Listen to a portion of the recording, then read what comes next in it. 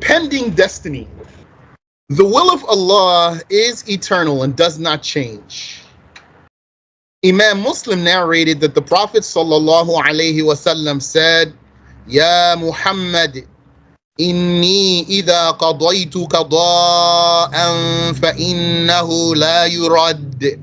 O Muhammad, indeed, if I have decreed a decree, it surely is not deterred. Muslim narrated that the Prophet said that Allah said, so that means that's Hadith Qudsi. So if you want a holy Hadith, that means Hadith is a revelation from Allah that's the speech of Allah without being Quran. This was mentioned in the Hadith of Muslim, this Hadith coming right here. إن الله كتب مقادير الخلائق قبل أن يخلق السماوات والأرض ب50 ألف سنة وكان عرشه على الماء. Surely Allah wrote the destinies of the creations before creating the heavens and earth by 50,000 years, and his arsh was over the water. So all of that right there. The topic is pending destiny. Before we talked even what is this pending destiny, we made it clear that Allah's will, which is his destining, we mean here inevitable destiny, does not change. Here are explicit hadith texts about the inevitable destiny being unchanging. If someone does not believe in an unchanging, inevitable destiny, then this one is not a Muslim. And in fact, he's a mushrik. That's blasphemy, and it's really shirk. If you think about it, then you should be able to come to the conclusion that denying inevitable destiny is shirk. So think about that for yourself. If you don't know, how do you get to that answer? If you don't come to that answer after you think about it, then you can ask me later. Whatever changes has to be a creation. Therefore, supplication, charity, performing prayer, and the like do not change the will. They do not change the inevitable destiny. One should not intend by making supplication that Allah would change his eternal decree or his eternal will.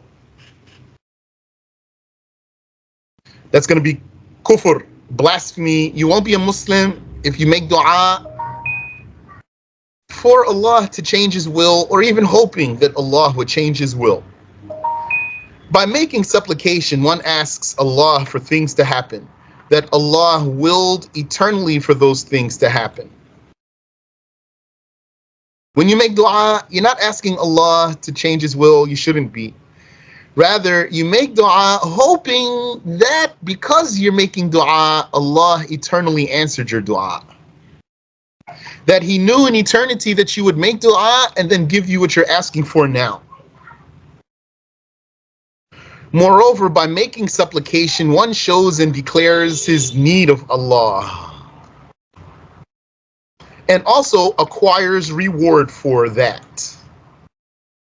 That's one of the benefits of dua also. Not only to get what you're seeking, but to get reward for doing worship. If it is answered, the supplication was the reason for the person to get what he wants. So it's important to understand that. Some people, they don't understand why we should make dua, even though they make dua. There's something that they don't grasp and they don't disbelieve here, but there's something for them missing.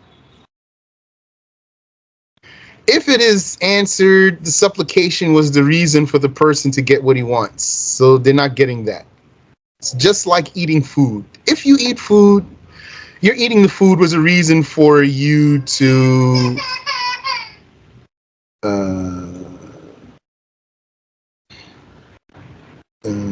was a reason for you to get full. Who created the fullness? Allah, not the food. If you make dua, that's a reason for you to get what you ask for. Who created the manifestation of your supplication? Allah, not your supplication itself. Allah said in his book, Ud'uni astajib lakum. Call me, I will answer you. This is similar to when one eats, like we just said. It is the reason for him to feel full and does not change the will. So if Allah eternally willed for a person's supplication to be answered, then that person would make supplication and he would get what he wanted in accordance with the will of Allah. Neither this nor charity or the like changes the will. The Prophet ﷺ said, إن النذر لا يقرب من ابن آدم شيئا لم يكن الله قدره. Surely the oath does not bring anything closer to the son of Adam that Allah has not ordained. And the Prophet ﷺ said, Al-aynu haqq, the evil eye is real. وَلَوْ كَانَ شَيْءٌ سَابَقَ الْقَدَرِ سَبَقَتْهُ الْعَيْنُ. Had there been anything to race against destiny, or had there been anything to compete with destiny, the evil eye would win. This means that had there been anything that would defeat the predetermination of Allah, it would have been the evil eye, but nothing defeats it. Let's catch some footnotes here. The will of Allah is eternal and does not change. Thus, the saying of the Karramiyya and Ibn Taymiyyah that his will is an event that renews within himself, that means it's something that happens to him. His will is something that happens to him from time to time. This saying is invalid and it's blasphemy. To Ibn Taymiyyah, Allah's will is eternal in its kind, but each renewal within his self is eventual. And when we said here, surely Allah wrote the destinies of the creations before creating the heavens and earth by 50,000 years, he wrote it means he ordered for it to be written. One should not intend by making supplication that Allah would change his eternal decree or his eternal will. If a person pays a certain charity with the intention that this would protect him from a certain hardship, or if a person does any other good deed, he should not have the intention that Allah would change his will because of that. That's clear. And in the ayah, Udu'uni astajib lakum, call me, I will answer you. Call, that's plural. The plurality doesn't show up in the English. It does show up in the Arabic because there's a waw there. Udu'uni, call me, y'all, yani, all of you believers.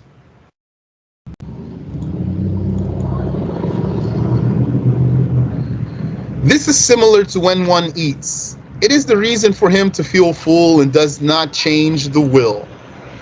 Allah willed for the person to eat and by consequence to feel full. Eating was the reason to get to the feeling, and it does not change the will of Allah, just as making supplication was the reason to get what you want without changing the will of Allah. Now this hadith here, إِنَّ النَّذَرَ لَا يُقَرِّبُ مِنْ ابْنِ آدَمَ شَيْئًا لَمْ يَكُنِ اللَّهُ قَدَّرَهُ. Surely the oath or the pledge, I like pledge,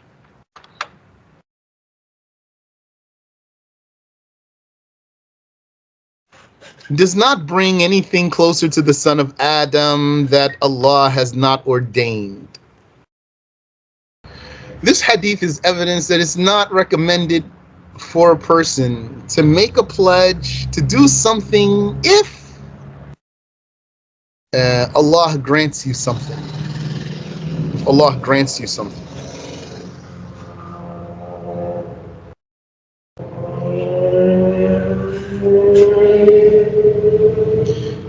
Because this pledge is not going to make it more likely for it to happen.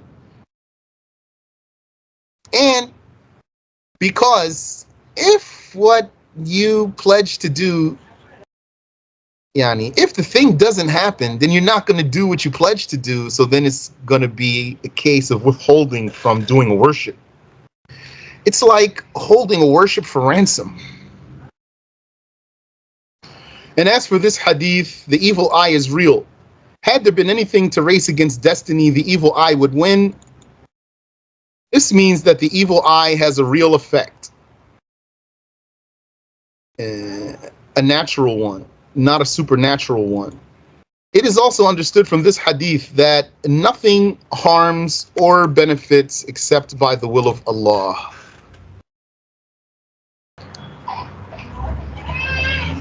So all of what we said so far is in confirming an inevitable destiny.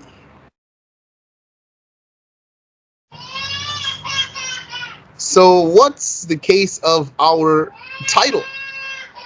Pending destiny. The mahu, the erasing, and the ithbat, the confirming, in the upcoming saying of Allah is not related to the preordainment. That is, it's not related to the inevitable destiny. يَمْحُ اللَّهُ مَا يَشَاءُ وَيُثْبِتُ وَعِنْدَهُ أُمُّ الْكِتَابِ. Allah erases whatever He wills, and He confirms whatever He wills. And to Him belongs the guarded tablet. And to Him belongs Ummul Kitab, which is the guarded tablet in this case. Ummul Kitab here is the guarded tablet. Sometimes Ummul Kitab means Al-Fatiha, Surah Al-Fatiha, but here it means the guarded tablet. Where's this ayah? This ayah is in Surah Al-Ra'd. Surah Al-Ra'd, let me pull that up real quick.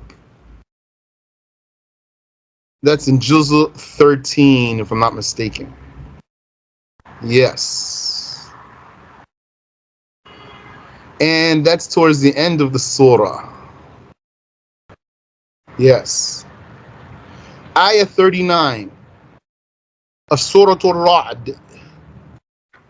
This is Al-Ra'd 39. Let's put the reference. يَمْحُ اللَّهُ مَا يَشَاءُ وَيُثْبِتُ وَعِنْدَهُ أُمُّ الْكِتَابِ. So the mahu, the erasing, and the ithbat, the confirming in this ayah is not related to preordainment. This truly means Allah ordered to be written what hardship, deprivation, death, and other matters would afflict a slave, and that if the slave were to pray or stay in touch with his Muslim relative or otherwise, this hardship would not befall him. Or Allah will give him lots of provision or make his life long, or extend his life. Or let's even say prolong his life. Also, He made be written in the guarded tablet what will actually happen between those two matters. Okay, so then what happened here? This ayah actually can be explained in more than one way. I want to put the word erases here in parentheses. That's as a signal to that it is open to interpretation what that actually means. Allah erases what He wills, and He confirms what He wills. And let's put here confirms also in parentheses as a signal to its being open to interpretation. So let's back up. The mahu, erasing, and the ithbat, confirming or confirmation, in the upcoming saying of Allah, which is Surah Al-Ra'd, ayah 39, is not related to preordainment. So here's the ayah, we recited it already. Allah erases what He wills. And we're going to see what erase means. And He confirms what He wills. and to him belongs Kitab, the guarded tablet. This truly means that Allah ordered to be written any hardship, deprivation, death, or other matters that would afflict the slave. Let's say, befall. That would befall a slave. And that if the slave were to pray, or stay in touch with his Muslim relative, or otherwise, or he did some other deed that has some religious benefit, it has a secret, it has a blessing in it, then this hardship would not befall him, or Allah will give him lots of provision, or prolong his life. Also, he made be written in the guarded tablet what will actually happen between those two matters. It means both of those are written in the guarded tablet. What could happen and what will happen. This also helps to understand this case. The guarded tablet has documented in it what could happen. Like, if Fulan does such and such, then this is what will happen. And if he does such and such, then it won't happen. And if he does such and such, then something else will happen. And the angels will see that documentation, and they will transcribe it, they will copy it into their own records. This here is al-qadarul mu'allaq. This is the pending destiny. If such and such happens, then this is what's going to happen. And if not, then this is what will happen, for example. That doesn't mean there's infinite possibilities and that it's possible that there's multiverses and all that. What really leads to blasphemy. And then the angels will go and they will observe whatever is relevant to what they documented.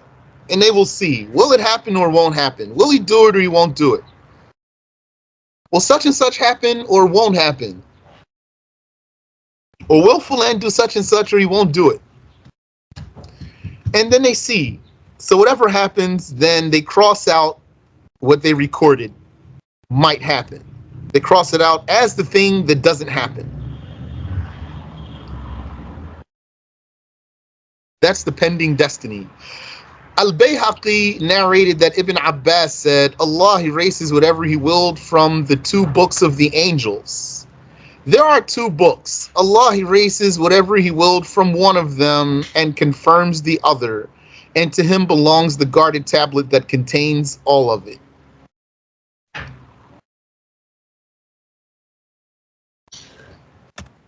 And to him belongs the guarded tablet that contains it all. That's the meaning there. That's the tafsir of the statement.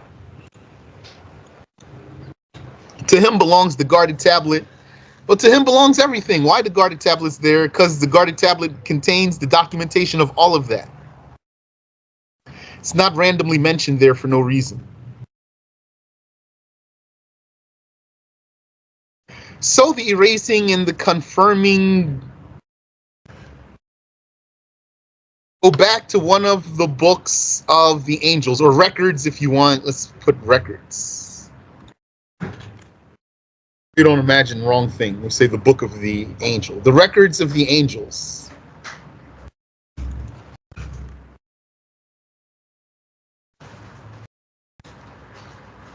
Kitab could be translated as record in the right context. So the erasing and the confirming go back to one of the records of the angels in which this conditional destiny is written. Let's put the word pending here. In which this pending destiny is written. That pending destiny is the qadar let's put that a small q too, is the qadar in the hadith, because qadar refers to more than one thing.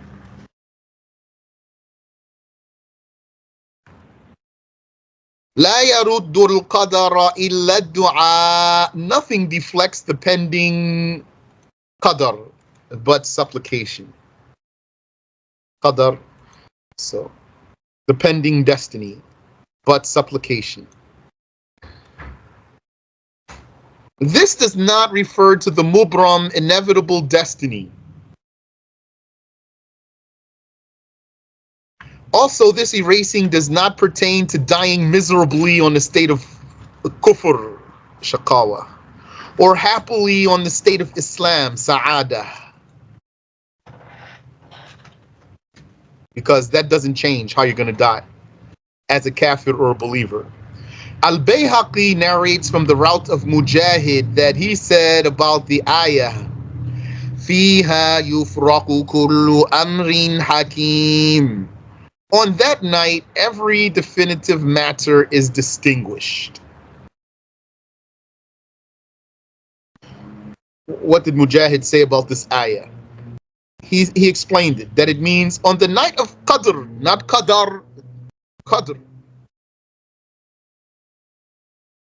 What would take place in the coming year would be revealed to the angels, such as provision or hardship.